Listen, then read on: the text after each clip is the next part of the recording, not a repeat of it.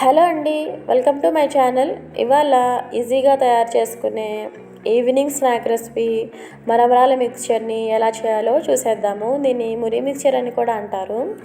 మిరపకాయ బజ్జీ వేసుకోవచ్చు, దీంట్లో ఎగ్ బజ్జీ కూడా వేసుకోవచ్చు. ఏ బజ్జీ వేసుకుంటే ఆ బజ్జీ పేరు పెట్టి మిక్స్చర్ అనేసేయటమే.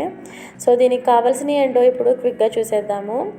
సో చాట్ మసాలా, కారము, టేస్ట్కి తగినంతగా సాల్ట్, వేరుశనగ గుళ్ళు ఆయిల్లో ఫ్రై చేశాను. మీరు వితౌట్ ఆయిల్ కూడా ఫ్రై చేసుకోవచ్చు. సన్నగా తరిగి పెట్టుకున్న కొత్తిమీర, ఉల్లిపాయలు, టొమాటోలు, నేను ఇక్కడ మామిడికాయ ముక్కలు కూడా యాడ్ చేస్తున్నాను. మీకు కావాలంటే యాడ్ చేసుకోవచ్చు. పులుపుకు తగినంతగా నిమ్మకాయ జ్యూసు.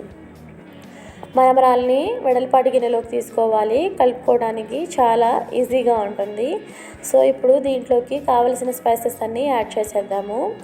టేస్ట్కి తగినంతగా సాల్ట్, పావు టేబుల్ స్పూన్ కారము, పావు table spoon chaat masala, fry చేసుకున్న వేరుశనగ గుళ్ళు. ఇప్పుడు ఈ సమయంలోనే మీరు పుట్నాల పప్పు కూడా యాడ్ చేసుకోవచ్చు. సన్నగా తరిగి పెట్టుకున్న మామిడికాయ ముక్కలు. ఇవి మిక్చర్ అయిపోయిన తర్వాత పంట కింద పడతా తినేటప్పుడు చాలా బాగుంటాయి మామిడికాయ ముక్కలు. సన్నగా తరిగి పెట్టుకున్న టమాటో ముక్కలు, ఉల్లిపాయ ముక్కలు, కొత్తిమీర, నిమ్మకాయ జ్యూసు వేసేసి చేత్తో బాగా మరమరాల్ని గట్టిగా ప్రెస్ చేస్తూ కలుపుకోవాలి. బండి మీద వాళ్ళ ఎనర్జీ అంతా పెట్టి కలుపుతారు కదా, అలాగే మనం కూడా కలుపుకోవాలి. అప్పుడే ఆ మిక్సర్కి చాలా టేస్ట్ వస్తుంది.